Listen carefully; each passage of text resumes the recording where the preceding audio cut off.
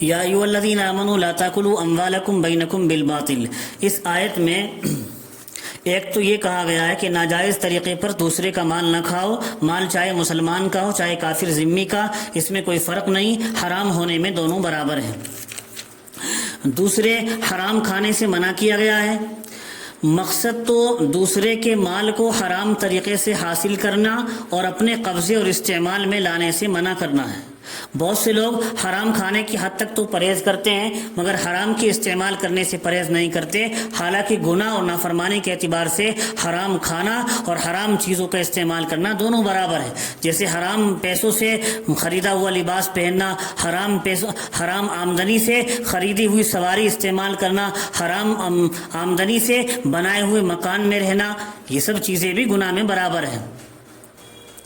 اور حرام کی بہت ساری صورتیں ہو سکتی ہیں جو آپ علماء اور فقہاء سے معلوم کر سکتے ہیں۔ حرام کی تعریف کیا ہے؟ حرام وہ چیز ہے جس کے کرنے سے شریعت نے قطعی طور پر منع کیا ہو، اور منع کرنے کے بعد اللہ کے حکم کی مخالفت کرنے والا آخرت میں اللہ تعالیٰ کی سزا کا مستحق ہو، اور کبھی کبھی دنیا میں بھی شرعی سزا کا مستحق ہو۔ احادیث شریفہ میں بھی حرام کے استعمال پر بہت ساری تنبیہات آئی ہیں۔ حرام مال کھانے سے نیک اعمال قبول نہیں ہوتے۔ ایک حدیث ہے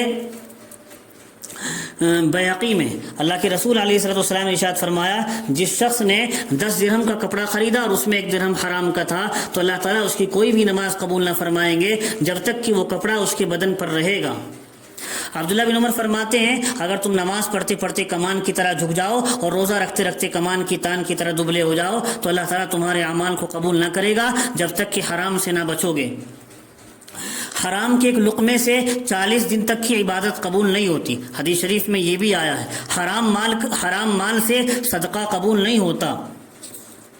سفیان ثوری فرماتے ہیں، جو شخص اللہ کی اطاعت میں حرام مال خرچ کرے اس کی مثال تو ایسی ہے جیسا کہ کوئی شخص اپنا کپڑا پیشاب سے پاک کرے، حالانکہ کپڑا پاک پانی کے علاوہ پاک نہیں ہوتا۔ اسی طرح گناہوں کو مال حلال کے علاوہ اور چیز دور نہیں کر سکتی۔ حرام کھانے والا جہنم میں جائے گا، حرام کھانے والے کی دعا قبول نہیں ہوتی۔ یہ مسلم شریف کی حدیث میں ہے، حضور نے ارشاد فرمایا، ایک آدمی اللہ سے دعائیں کرتا ہے، اس کا کھانا حرام پینا حرام، اس کی دعائیں کہاں قبول ہو سکتی ہیں؟ ابراہیم بن ادھم نے مکہ مکرمہ میں ایک شخص سے کچھ کھجوریں خریدی، اتفاقاً 2 کھجوریں ان کے پاؤں کے درمیان زمین پر گر پڑی۔ انہوں نے یہ سوچ کر کہ میری خریدی ہوئی کھجوروں میں سے گری ہوں گی زمین سے اٹھا کر کھا لی۔ پھر بیت المقدس تشریف لے گئے، وہاں آپ قبۃ الصخرہ میں داخل ہوئے، لوگ تو چلے گئے اور آپ تنہا وہاں رہ گئے۔ وہاں کا دستور یہ تھا، قبہ میں جو کوئی ہوتا اسے وہاں سے عصر سے پہلے نکال کر قبہ خالی کر دیا جاتا تاکہ قبہ عصر کے بعد سے لے کر رات بھر فرشتوں کے لیے مخصوص رہے۔ چنانچہ منتظمین نے لوگوں کو قبے سے نکال دیا، ابراہیم بن ادھم چھپ گئے، لوگ انہیں نہ دیکھ سکے۔ اس طریقے سے رات بھر اس قبے کے اندر ہی رہے۔ رات کو فرشتے آئے تو بولے، یہاں کوئی بنی آدم انسان معلوم ہوتا ہے؟ ان میں سے ایک نے کہا، خراسان کے عابد ابراہیم بن ادھم معلوم ہوتے ہیں۔ دوسرے نے کہا، ہاں وہی ہیں۔ تیسرا بولا، یہ وہی شخص ہیں کہ ہر روز ان کے اعمال قبول ہو کر اوپر آسمان کی طرف چڑھتے ہیں۔ چوتھا بولا، بات تو یہی ہے مگر 1 سال سے ان کی عبادت اوپر جانے سے موقوف ہو گئی ہے اور اتنی مدت ان کی دعائیں بھی قبول نہیں ہوئی۔ سبب اس کا وہ 2 کھجوریں بنی ہیں جو انہوں نے مکہ مکرمہ میں اپنی سمجھ کر زمین سے اٹھا کر کھا لی تھی۔ پھر یہ فرشتے اپنی عبادت میں مشغول ہو گئے یہاں تک کہ صبح صادق ہو گئی، اور یہ بات ابراہیم بن ادھم نے فرشتوں سے سن لی۔ دربان آیا، اس نے قبے کا دروازہ کھولا، ابراہیم بن ادھم نکلے اور سیدھے مکہ مکرمہ تشریف لے گئے۔ وہاں پہنچ کر اسی دکاندار کے دروازے پر آئے، دیکھا کہ نوجوان کھجوریں بیچ رہا ہے۔ آپ نے اس سے پوچھا، پچھلے سال یہاں ایک بڑے میاں کھجوریں بیچتے تھے، وہ کہاں گئے؟ اس نے کہا، وہ تو فوت ہو گئے ہیں۔ آپ نے اسے سارا قصہ سنایا۔ اس نے کہا، ان دونوں کھجوروں میں اپنا حصہ تو میں نے معاف کر دیا، البتہ گھر پر میری ایک بہن اور والدہ ہیں، ان کا بھی حصہ ہے۔ آپ ان کے گھر تشریف لائے، ایک بڑی بھی لاٹھی سے سارا لیتی ہوئی باہر نکلی۔ آپ نے انہیں سلام کیا، بڑی بی نے سلام کا جواب دے کر پوچھا کیسے آنا ہوا۔ آپ نے انہیں بھی سارا قصہ سنایا۔ بڑی بی نے کہا، میں نے بھی اپنا حصہ معاف کر دیا۔ پھر آپ نے اس کی بیٹی سے بھی اس کا حصہ معاف کرا لیا۔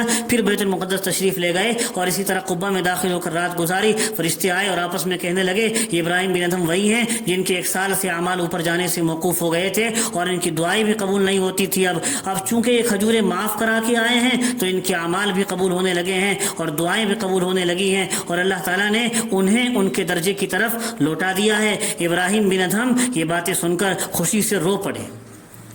تو جس طرح حلال کھانے پر ثواب اور اس کی بڑی برکتیں ہیں، اسی طرح حرام کھانے پر عذاب اور اس کی بہت سی نحوستیں ہیں۔ علماء نے بہت سارے ذکر کیے ہیں۔ نیک اعمال کی توفیق انسان کو نہیں ملتی حرام کھانے سے، اگر نیک اعمال کر بھی لے تو حلاوت نصیب نہیں ہوتی، نیک اعمال قبول نہیں ہوتے، دعائیں بھی قبول نہیں ہوتی، مال میں برکت نہیں رہتی۔ حرام مال سے نیک اعمال کے بجائے برے اعمال کا داعیہ پیدا ہوتا ہے۔ حرام کھانے کا اولاد پر بھی برا اثر پڑتا ہے۔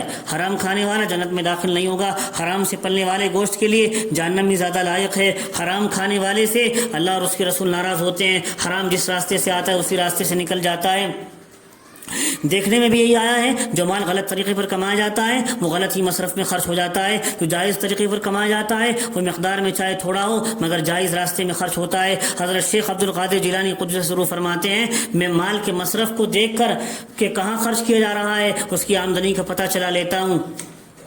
یہ آیا کہاں سے ہے؟ جب برے راستے میں جا رہا ہے تو میں سمجھ لیتا ہوں کمانے میں ضرور کوئی ناجائز صورت پیدا ہوئی ہے، اس لیے برے مصرف میں گیا، اگر خالص حلال کی کمائی ہوتی تو برے مصرف میں نہ جاتا۔